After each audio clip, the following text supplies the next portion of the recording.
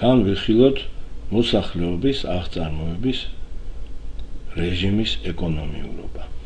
ზოგადი საყოველთაო კანონზომიერება მოცემულ შემთხვევაში ის არის, რომ მოსახლეობის აღწარმოების რეჟიმის ეკონომიურობა დროთა განმავლობაში სულ მატულობს. მნიშვნელოვნად განსხვავდება განვითარებული და ნაკლებად განვითარებული რეგიონების მოსახლეობის აღწარმოების რეჟიმის ეკონომიურობა. განვითარებულ რეგიონებში ის გაცილებით მაღალია, ვიდრე ნაკლებად განვითარებულ რეგიონებში. განვითარებულ რეგიონებში ჯერ კიდევ 1950-1955 წლებში მოსახლეობის აღწარმოების რეჟიმის ეკონომიურობა ისეთ დონეზე იყო, რომელსაც ნაკლებად განვითარებული რეგიონები მიაღწევა მხოლოდ 2040-2050 წლების ბოლოსათვის. აფრიკაში მოსახლეობის აღწარმოების რეჟიმის ეკონომიურობა ყველაზე დაბალ დონეზეა. თვითონ აფრიკაში აღწარმოების რეჟიმის ეკონომიურობის დაბალი დონით გამოირჩევა ცენტრალური და დასავლეთი აფრიკა, ხოლო შედარებით რამდენადმე მაღალი დონით ჩრდილოეთი აფრიკა. როგორც წარსულის, ისე დღევანდელობისა და მოსახლეობის მომავალი აღწარმოების რეჟიმის ეკონომიურობის ჩრდილოეთ აფრიკის დონის მსგავსი ტენდენციები დამახასიათებელია ზოგადად აზიისათვის. აზიაში მოსახლეობის აღწარმოების რეჟიმის მაღალი ეკონომიურობა დამახასიათებელია აღმოსავლეთი და დასავლეთი აზიისათვის, ხოლო დაბალი ეკონომიურობა სამხრეთ ცენტრალური აზიისათვის. ევროპაში, ჩრდილოეთი ამერიკის მსგავსად, მსოფლიოში მოსახლეობის აღწარმოების რეჟიმის ყველაზე მაღალი ეკონომიურობაა. ყურადღებას იქცევს მოსახლეობის აღწარმოების რეჟიმის ეკონომიურობის მაღალი დონე აღმოსავლეთ ევროპაში, რომელიც 1980 წლამდე აღემატება ამ მსგავსია დასავლეთ ევროპის მოსახლეობის შესაბამისი მაჩვენებლისა. ასეთი მდგომარეობა ნაკლებად შესაძლებლად მიგვაჩნია და გამომდინარეობს გარდაცვლილთა არასრული აღრიცხვიდან, რომელიც იმ დროს იყო დამახასიათებელი რუსეთისა და აღმოსავლეთ ევროპის ზოგიერთი სხვა ქვეყნისათვის. მაგალითად, გაეროს ექსპერტების გაანგარიშებით 1960-1965 წლების პერიოდში რუსეთში საშუალოდ წელიწადში გარდაცვლილთა რაოდენობა აღემატებოდა 1 მილიონს და შეადგენდა 1,90,000. მაშინ, როდესაც იმავე პერიოდისათვის გარდაცვლილთა საშუალო წლიური რაოდენობა რუსეთის ოფიციალური მონაცემებით მხოლოდ 900,000-ზე რამდენადმე მეტი იყო. ჩრდილოეთ ამერიკასთან და შედარებით ლათინურ ამერიკაში დაბალი იყო და ამჟამად არის და 2030 წლამდე იქნება მოსახლეობის აღწარმოების რეჟიმის ეკონომიურობა. მოგვიანებით ლათინური და ჩრდილოეთი ამერიკის მოსახლეობის აღწარმოების რეჟიმის ეკონომიურობის დონე მსგავსი აღმოჩნდება. ოკეანეთში ევროამერიკული მოსახლეობის აღწარმოების რეჟიმისათვის დამახასიათებელი მაღალი დონის ეკონომიურობა არის ავსტრალიასა და ახალ ზელანდიაში. თუმცა უკვე სადღეისოდ და მომავალში მიკრონეზიისა და პოლინეზიის აღწარმოების რეჟიმის ეკონომიურობის დონე მათი მსგავსი იქნება და უკვე არის თითქმის. უნდა აღინიშნოს კიდევ ერთი ზოგადი კანონზომიერება. მოსახლეობის აღწარმოების რეჟიმის ეკონომიურობაში ადრე არსებული ის განსხვავებები, რომელიც ცალკეული კონტინენტებისა და მსხვილი რეგიონების მოსახლეობისათვის იყო დამახასიათებელი, უკვე სადღეისოდ ნიველირდება, ხოლო მომავალში ისინი მინიმუმამდე შემცირდება და აღწარმოების რეჟიმის ეკონომიურობა მსგავსი აღმოჩნდება.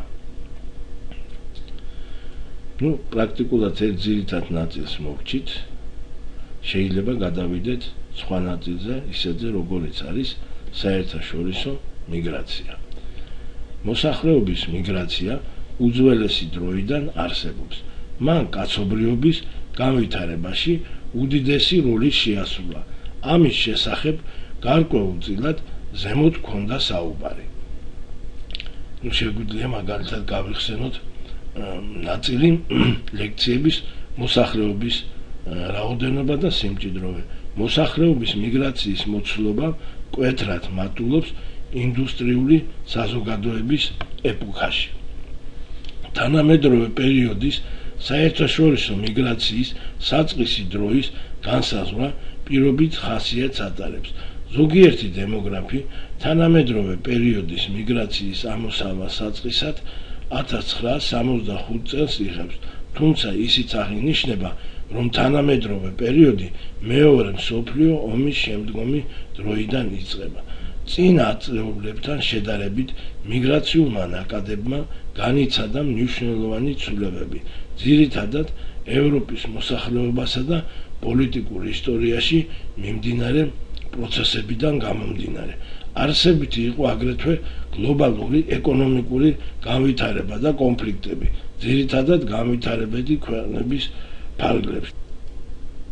დიაგრამაზე თქვენ ხედავთ მოსახლეობის საერთაშორისო მიგრაციის მსხვილ ნაკადებს 1965-2005 წლებში.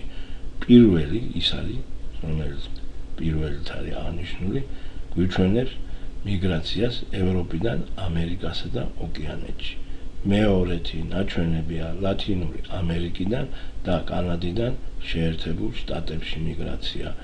მესამეთი ჩრდილოეთ აფრიკიდან, განვითარებადი ქვეყნებიდან და აღმოსავლეთ ევროპის ქვეყნებიდან, დასავლეთ ევროპაში ყოფილი საბჭოთა კავშირის რესპუბლიკებიდან, ცენტრალურ რუსეთში. რაც შეეხება მეხუთეს, ესენი წარმოადგენენ ტოლვილებს, მაგალითად აფრიკული, ავღანური, ბალკანური, პაკისტანური, ირანული, პალესტინური და სამხრეთ აღმოსავლეთი აზიიდან გადასახლებულებს. ბანგლადეშიდან და პაკისტანიდან და შრი-ლანკიდან საზღვარგარეთ მიგრაციას გვიჩვენებს აღნიშნულია რითროთ 6-ით. რაც შეეხება მეშვიდეს, იგი გვიჩვენებს მიგრაციას ფილიპინებიდან საზღვარგარეთ. ისე როგორც სხვა დემოგრაფიული პროცესები, საერთაშორისო მიგრაცია მნიშვნელოვნად განსხვავდება განვითარებული და ნაკლებად განვითარებული რეგიონების მიხედვით. განვითარებული რეგიონები იმიგრაციულს მიეკუთვნება, ხოლო ნაკლებად განვითარებული რეგიონები ემიგრაციულს. ამოცემულს ჩვენ ხედავთ აგერ მოტანილ დიაგრამაზე. 1960 წლიდან განვითარებულ რეგიონებში მოსახლეობის მიგრაცია მატულობდა 2005 წლამდე თითქმის. განსახილველ პერიოდში 2000-2005 წლები განვითარებული და ნაკლებად განვითარებული რეგიონებისათვის საერთაშორისო მიგრაციის მაქსიმუმის წლებად შეიძლება ჩაითვალოს. ამ დროს საშუალო წელიწადში მიგრაციის სალდო 3 მილიონს აღემატებოდა. შემდგომ წლებში მიგრაციის სალდო მართალია შემცირდა, მაგრამ მაინც საკმაოდ დიდი იყო. მოსალოდნელია, რომ 2025 წლიდან მოხდება საერთაშორისო მიგრაციის სალდოს სტაბილიზირება საშუალოდ წლიურად 2 მილიონიდან 2,5 მილიონის ფარგლებში. ზემოთ მოტანილიდან გასაგებია, რომ ზოგადად აფრიკის, აზიისა და ლათინური ამერიკის ქვეყნები ძირითადად ემიგრაციულს წარმოადგენს, ხოლო ევროპის ჩრდილოეთ ამერიკისა და ოკეანეთის მოსახლეობა იმიგრაციულია, თუმცა ადგილი აქვს გარკვეული განსხვავებებსა და გამონაკლისებს. მაგალითად, აფრიკაში სამხრეთ აფრიკის რეგიონისათვის მიგრაციის სალდო დადებითი იყო 1960-85 წლებში და 1990-2000 წლების პერიოდში. 2010-2020 წლების პერიოდში მოსალოდნელია სამხრეთ აფრიკიდან მოსახლეობის გადინება, ხოლო 2020 წლიდან საერთაშორისო მიგრაციის სტაბილიზირებაა მოსალოდნელი დაბალ დონეზე და ამასთან მოსახლეობის ჩამოსვლაც იგულისხმება. აზიის სხვადასხვა ნაწილისათვის ცალკეულ წლებში იმიგრაცია ჭარბობდა ემიგრაციას, ხოლო დასავლეთ აზიაში 1960-1970 წლებში და 1990-95 წლებში და ასევე 2015 წლების პერიოდის გარდა მთელი განსახილველი პერიოდისათვის მიგრაციის სალდო დადებითი იყო. ანუ მეტი ჩადიოდა ვიდრე გადიოდა.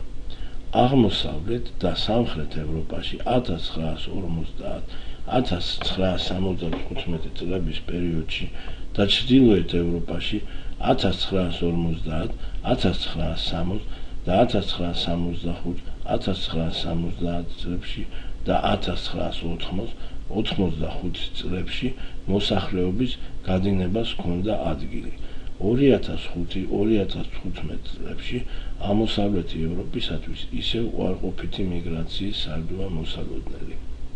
თუმცა მისი მასშტაბი წინა პერიოდთან შედარებით ძალიან უმნიშვნელო აღმოჩნდება. საერთაშორისო მიგრაციის თვალსაზრისით დასავლეთი ევროპა ევროპის სხვა რეგიონებისაგან იმით განსხვავდება, რომ მისთვის მთელი განსახილველი პერიოდისათვის იმიგრაცია ჭარბობს ემიგრაციას და ამასთან ზოგიერთ წლებში საკანცლებით საქმებლად. 1950-2000 წლების პერიოდში ევროპამ 20 მილიონამდე უცხოელი მიიღო, რაც მთელი ევროპის მოსახლეობის 5%-მდეა. უცხოელების ძალიან მაღალი წილი სიდიდით პატარა ისეთ ქვეყნებზე მოდის, როგორიც არის ლუქსემბურგი. პროცენტებში თუ გამოვხატოთ, გასაგები აბსოლუტურში იმდენი არ გამოვა, გინდათ გერმანიასთან შედარებით, მაგრამ პროცენტულში ძალიან დიდია. თითქმის ლუქსემბურგის მოსახლეობის 34-35%-მდეა. ასევე ლიხტენშტაინში 35%-მდე, შვეიცარიაში მაგალითად 20%-მდე.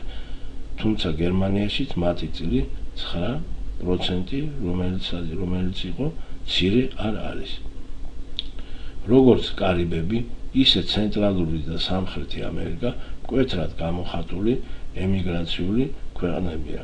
თუ არ ჩავთვლით 1950-1960 წლების პერიოდს, განსაკუთრებით 1950-55 წლებს, როდესაც სამხრეთ ამერიკაში მიგრაციას ჰქონდა ადგილი. ჩრდილოეთი ამერიკა მკვეთრად გამოხატულ იმიგრაციულ რეგიონს წარმოადგენს. 1980-იანი წლების მეორე ნახევრიდან საერთაშორისო მიგრაციის დადებითმა სალდომ საშუალოდ წლიურად მილიონს გადააჭარბა. 2010-2050 წლების პერიოდში მოსალოდნელია საშუალო წლიური დადებითი სალდოს 1.3 ფარგლებში ყოფნა. ჩრდილოეთ ამერიკაში იმიგრაციით გამოირჩევა ამერიკის შეერთებული შტატები, შემდეგ კანადა. მაგალითად 1990-95 წლების პერიოდში ჩრდილოეთ ამერიკის მიგრაციის სალდოს 80%-მდე ამერიკის შეერთებულ შტატებზე მოდიოდა. ამერიკის შეერთებულ შტატებში ჭარბობენ ემიგრანტები აზიიდან, თუმცა 1989-1991 წლებში მექსიკიდან ამერიკის შეერთებულმა შტატებმა ორჯერ მეტი იმიგრანტი მიიღო, ვიდრე აზიიდან. ოკეანეთში მხოლოდ ავსტრალია და ახალი ზელანდია წარმოადგენს იმიგრაციულ ქვეყნებს. საერთაშორისო მიგრაციის სალდოს ინტენსივობაზე მსჯელობა უფრო მიზანშეწონილია პრომილებით, ანუ მოსახლეობის 1000 სულზე გამომდინარე, რასაც თქვენ მოცემულ დიაგრამებზე ხედავთ წარმოდგენილს. მიუხედავად იმისა, რომ ევროპის ქვეყნები იმიგრაციულია, სალდოს სიდიდით ისინი გაცილებით ნაკლებია ამერიკის შეერთებულ შტატებსა და ოკეანეთთან შედარებით. განსაკუთრებით მაღალი იყო მიგრაციის სალდოს სიდიდე 1970 წლამდე, როდესაც ის რამდენჯერმე აღემატებოდა ამერიკის შეერთებული შტატების დონეს. ავსტრალიასა და ახალ ზელანდიაში სადღეისოდ წარსულთან შედარებით მართალია საერთაშორისო მიგრაციის სალდოს დონე შემცირებულია, მაგრამ მაინც საკმაოდ მაღალია. თუ გადავხედავთ როგორც განვითარებული და ნაკლებად განვითარებული რეგიონების, ისე კონტინენტებისა და მსხვილი რეგიონების საერთაშორისო მიგრაციის სალდოს კოეფიციენტების მნიშვნელობას, შევამჩნევთ, რომ სალდოს უარყოფითი თუ დადებითი მნიშვნელობის მიუხედავად, მათი სიდიდე ძირითადად სტაბილიზირდება 2020 წლის შემდეგ.